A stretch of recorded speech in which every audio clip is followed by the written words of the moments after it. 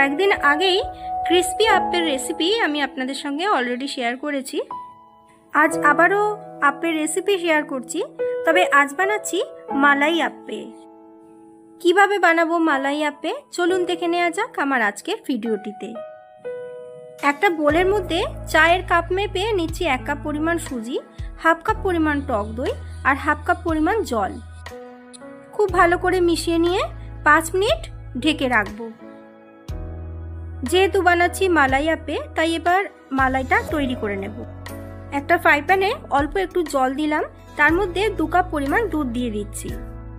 দুধ হালকা গরম হয়ে গেলে হাফ কাপ পরিমাণ মিল্ক পাউডার অল্প অল্প পরিমাণ দেব এবং মেশাতে থাকবো।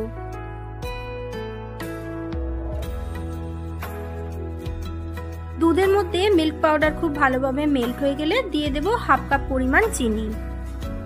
চিনি খুব ভালো মতো মেল্ট হয়ে গেছে, এবার দিয়ে দেব 1 পিঞ্চ কেশর।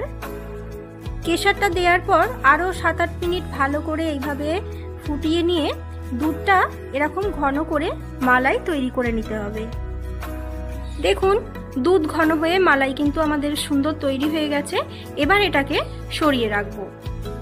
অপরদিকে আমাদের সুজিটাও কিন্তু সেট হয়ে গেছে। ভালো করে একবার মিশিয়ে নিয়ে এর মধ্যে দিয়ে দেব ছোট টুকরো করে কাটা 1 চামচ পরিমাণ কাজু বাদাম, 1 চা চামচ পরিমাণ দেব কিশমিশ কুচি, আর ওই একই 1 চা চামচ পরিমাণ দিচ্ছি পেস্তা কুচি। দিচ্ছি হাফ চা চামচ পরিমাণ গোলাপ জল আর দেব 1 পিঞ্চ লবণ। সমস্ত কিছু খুব ভালো করে একবার মিশিয়ে নিয়ে এর মধ্যে দিয়ে দেব 1/4 চা চামচ পরিমাণ বেকিং সোডা। খুব সামান্য পরিমাণে একটু জল দিয়ে সোডাটাকে আবারও সমস্ত কিছুর সঙ্গে ভালো করে মিশিয়ে নেব।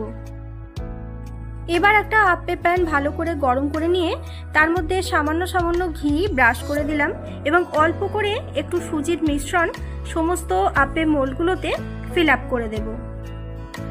এবার ওপর থেকে চাপা দিয়ে 3 থেকে 4 মিনিট অপেক্ষা করব। 3-4 মিনিট পর দেখুন আপ্পেগুলো কত সুন্দর ফুলে গেছে। এবার আবারও একটু অল্প করে ঘি ওপর থেকে আপ্পেগুলোতে ব্রাশ করে দিচ্ছি। একটা আপ্পে স্টিক দিয়ে আবারও আপ্পেগুলো একটু উল্টে দেব। 1-1.5 মিনিট এইভাবে আপ্পেগুলো ভেজে নিয়ে একটা পাত্রে তুলে নিলাম। এবার এই গরম আপ্পেগুলোর উপরে হালকা গরম অবস্থায় আগের থেকে তৈরি করা মালাইটা ঢেলে দেব। দেখুন দেখতেই কতটা ইয়াম্মি লাগছে।